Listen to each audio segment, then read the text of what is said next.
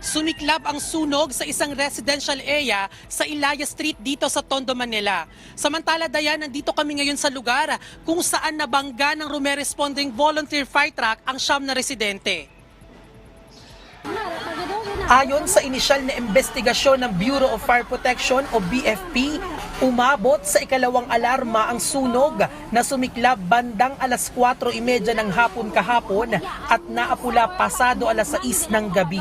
Nasa 5 pamilya ang lubhang naapektuhan ng sunog, habang tinatayang aabot sa 50,000 piso ang halaga ng pinsala.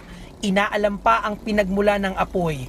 Samantala, ayon sa Manila Police District Traffic, 9 na individual ang nasugatan, kabilang ang 2 bata ng mabangga ng responding volunteer fire truck. Kasalukuyang nasa ospital ang mga biktima at patuloy na inoobserbahan. Patuloy din ang investigasyon ng pulisya kaugnay sa insidente.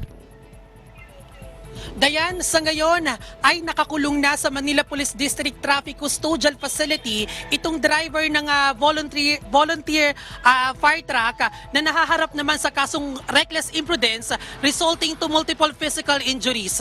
Balik sa'yo, Dayan. Maraming salamat sa report, Bian Manalo.